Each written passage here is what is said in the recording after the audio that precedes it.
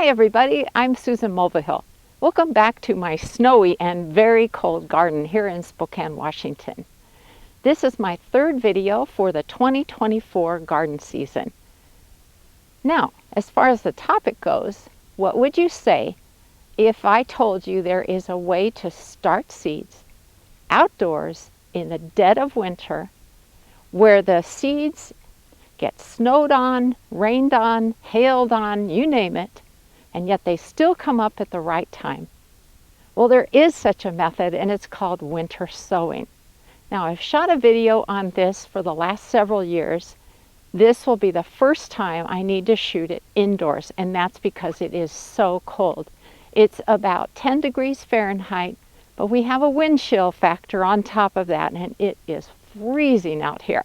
So I'm going to do the rest of the video indoors where it's nice and warm, until I have to come back out and show you how I place the containers of the seeds that I've planted. So let's get started. The first thing I want to do is to explain why you might want to use the winter sowing method in the first place. Now, for me, it's a practical thing because I start a lot of seeds indoors under grow lights, and if I can start some of those seeds outdoors, that gives me more space under my grow lights, so that's great. Also, when the little seedlings are growing outdoors, they automatically become acclimated to the intensity of the sunlight. When I start seeds indoors, one of the steps before they're ready to be planted out in the garden is to put them through a gradual hardening off process, which means slowly but surely acclimating them to the sunlight. So I don't have to go through that step at all with winter sowing. And also, the seedlings that you start outside with the winter sowing method will not be susceptible to damping off disease, which is a fungal disease that can kill seedlings very quickly. So that's a plus right there. And then, of course, the last reason is winter sowing is just plain cool. I wanted to give you an idea of some of the plants you can start by using the winter sowing method. Now, a lot of times it's a good idea to look at a seed packet or the description in a seed catalog and see if it says something like frost tolerant or winter hardy or half hardy, anything along those lines. But actually, I have learned over the years that there are all sorts of things that you can start using the winter sowing method. So here are some ideas. As far as herbs go, you could plant chives, sage, cilantro, dill, parsley, oregano, and lavender. There are all kinds of flowers you can start using the winter sowing method.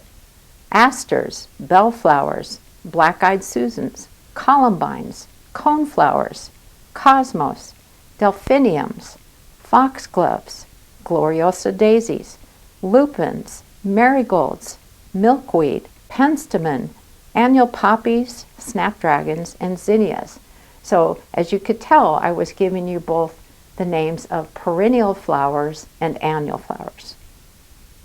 In the vegetable department, some suggestions are cabbage, kale, lettuce, spinach, peas, chard, celery, bok choy, broccoli, and artichokes.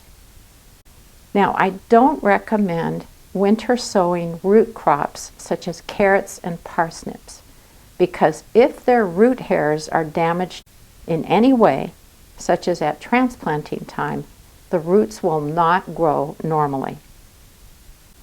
Also, some folks will recommend that you can start tomatoes or peppers using the winter sowing method, but I never start either of those types of crops because I'd rather start them indoors at the right time and get them off to a great start by the time they need to be transplanted out into the garden.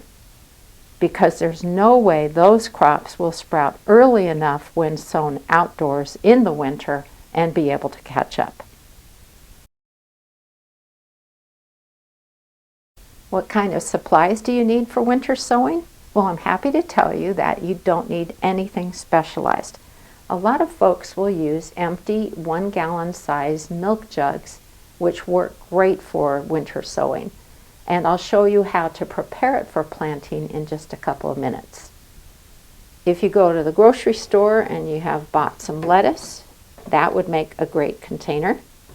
Or maybe you bought a roast chicken at the store and you have a bottom and that clear top, that is perfect too.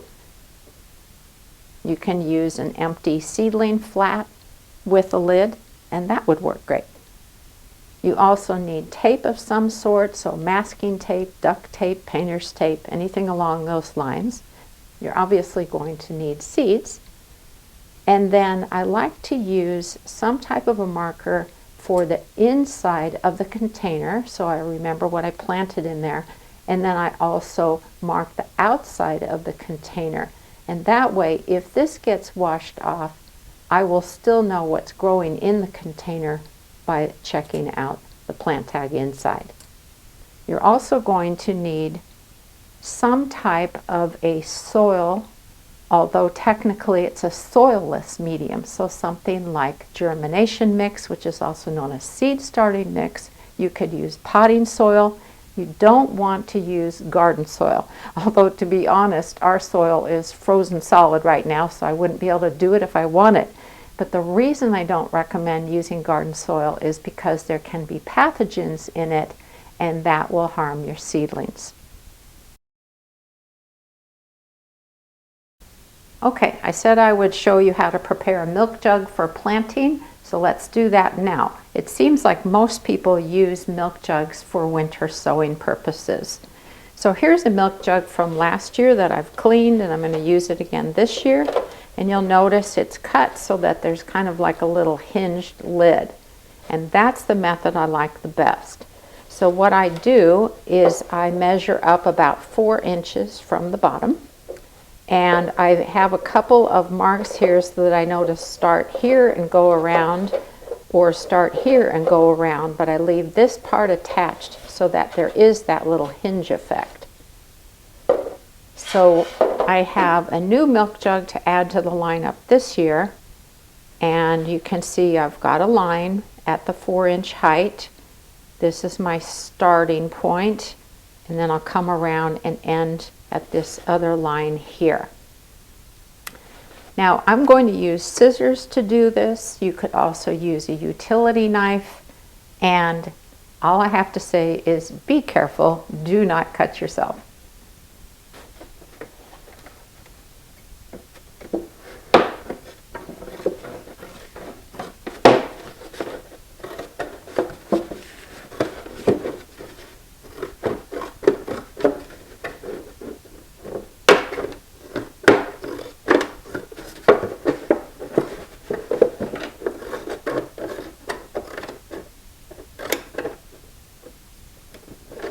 There, that's pretty easy. And for all of those out there who are also quilters like I am, these are not my fabric scissors. So don't worry. Okay, so now I have the little hinged lid. How cool is that? Another thing that you want to do with your milk jug is to remove the lid. That probably sounds counterintuitive, but you do not need that. You want water from rain or snow to go into the jug and water plants or the soil inside. The other thing you need to do, no matter what kind of container you use, is to make sure you have some extra holes in the top, again for moisture to go in, and drainage holes in the bottom. Okay, so I've got extra holes in the top, plus the lid is removed, holes in the bottom. And you know, I realized something after I cut this middle part, just because I haven't done this for a year, it probably would be much smarter to put your extra holes in both the top and the bottom before you make this cut around the perimeter of the milk jug. It just would be more stable. And for punching the holes, you could also use a screwdriver with a little hammer to kind of tap it into the plastic. You know, use different types of methods to accomplish the same thing. The next step is to pre-moisten your soilless mix for the jugs. And what I'm using is a Pro Mix because that's what we have on hand. Again, you can use any type of a germination mix, seed starting mix, or a potting mix, preferably one that doesn't have those water retaining polymers in it or fertilizer.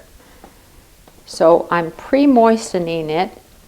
And a little tip I have, since you're doing this during the cold time of the year, is to use some hot water to moisten the potting mix that you're going to use, because that is much more pleasant for you. And you're wanting it to be lightly moist.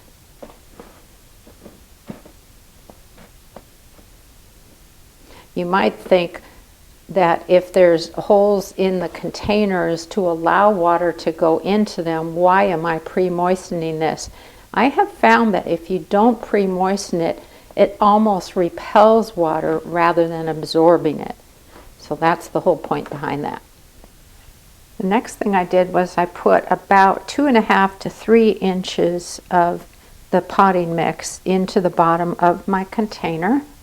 And then I'm going to start this Lucky Lips Snapdragon. I grew it a couple of years ago and it's really cool. So when you are getting ready to plant your seeds, always read the information that's on the back side of the packet. And I realize that is really small print.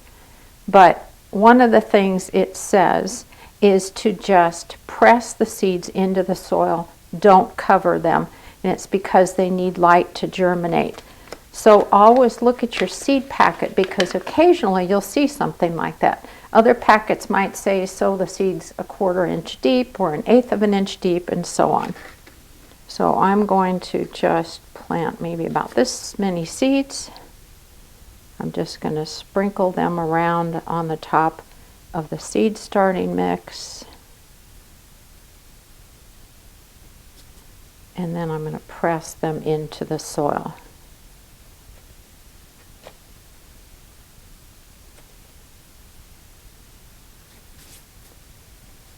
Then the all-important plant tag goes inside the container. This is so important. So there's that. And then I want to attach this, so it's kind of like a little greenhouse almost. And I have some wide painter's tape. And what I'm going to do is to put the tape so the top and the bottom come together. And now I can put it all the way around. This is one of those jobs that if you had an extra pair of hands handy, that would be great.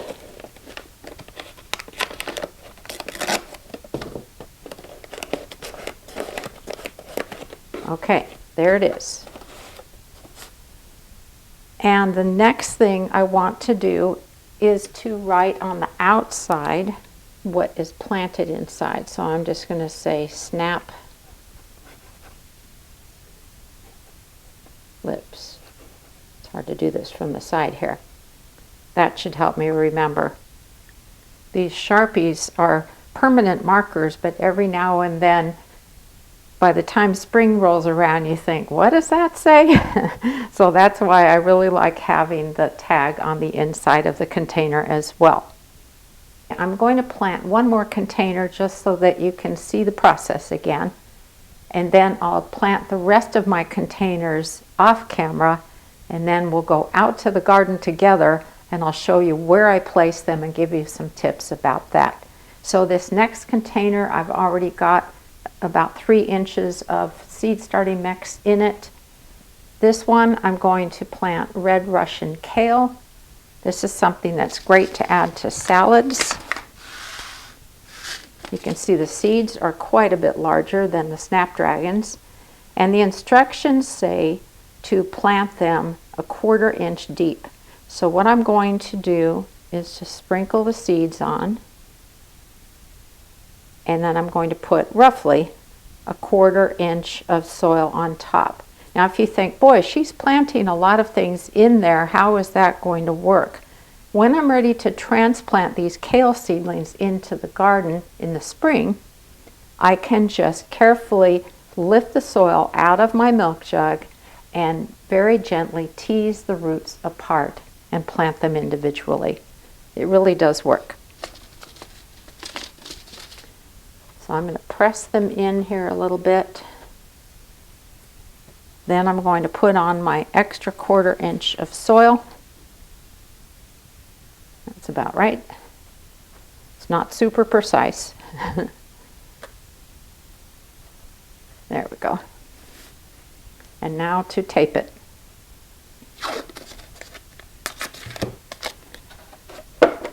I do find that it helps to put a couple of pieces of tape onto the container first just to hold it in place, and then you can run the tape around the perimeter. I just realized I almost forgot to put the name tag in. I'm not being a very good example. Fortunately, I didn't have much tape on yet, and I can just put that in there and slip it under the top.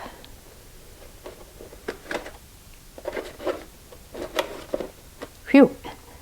Okay, 2 down, 6 to go.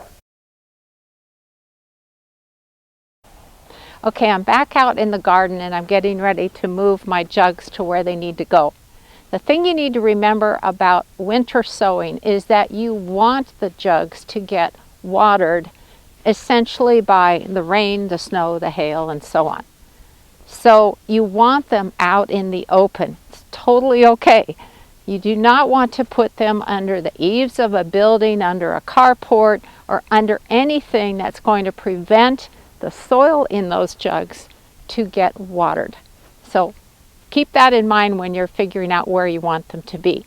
If you're in a really windy area, you might want to put a little something around them, maybe some bricks or some boards, to make sure they stay upright. But actually, once you have moistened the soil and planted those jugs, they do have a little bit of heft to them. I've never had one get knocked over.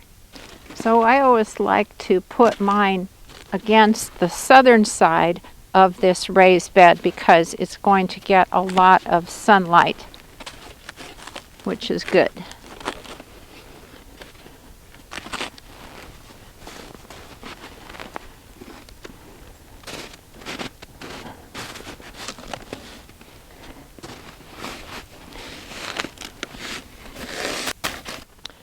We do have a storm coming, so we're going to get a bunch of snow over the next 3 days, and that will be holding up everything really well too. Now, if you live in a dry area or you've been experiencing drought conditions, you definitely want to check the moisture in these jugs. You can water them from the top, which works great, so keep that in mind. Now, what about follow-up care? There's almost nothing you have to do other than, again, making sure that the soil hasn't dried out in there. I've never had that happen, but it might happen in your region. When the seedlings have germinated and they have grown a few inches, I know some folks will tend to cut like a little window in the side of the top part of the jug to make sure they're getting plenty of air. I figure if I cut a hole in that, I can't recycle those into winter sowing jugs again next year. So what I do is I just put a short stake in there that props the lid up, and it serves the same purpose. I get to use the jugs again in 2025.